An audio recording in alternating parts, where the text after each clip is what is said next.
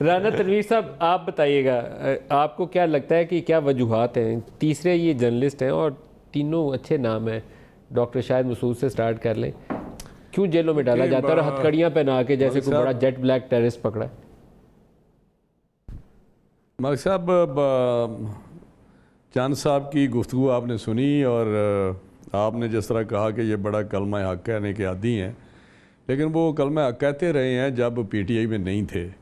मैं बिल्कुल, क्योंकि मेरे बरखुरदार है, मैंने देखा है बड़ा ज़बरदस्त कलमा हक कहता रहा है।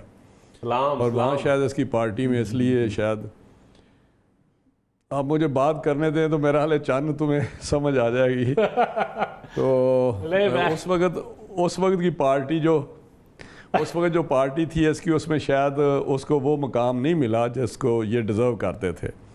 तो अब पीटीआई में है, जब से पीटीआई में है वहाँ कल्चर यही है कि हर कोई उसकी जो नैरेटिव है गलत है सही है जो भी है, उसकी ये रात दिन उस पर लगे हुए हैं सारी पार्टी। और बतौर तर्जमान ये भी नदीम अफजल चंद साहब भी उस काम पे लगे हुए हैं, जिसका कभी कभी मुझे अफसोस भी होता है कि हालात वाक़यात किस तरह लोगों को किस तरफ ले जाते हैं।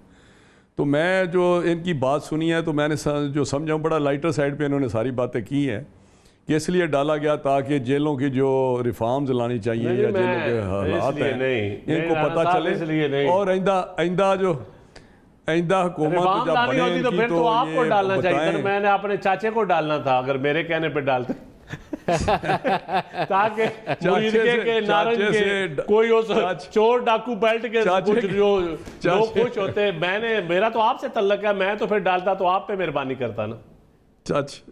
चाचे को डालने से अगर आपकी हुकूमत को कुछ फ़ायदा पहुंचता है, जो या महंगाई कम हो सकती है, यहाँ जो सारों का इंतकाम और मेरे ज़रिए लिया जा सकता है, तो मैं हाज़िर हूँ आप उसके जरिए काम करें। ऑफर मत करें, कोई पता नहीं है प्रोग्राम के बाहर गाड़ी खड़ी हो, ये एहतियात बरते। कम अज कम मैं राना साहब मैं नहीं आपको जेल में डालूंगा, आप बेफिक्र रहें ना, मैं ऐसी मजम्मत करता हूँ।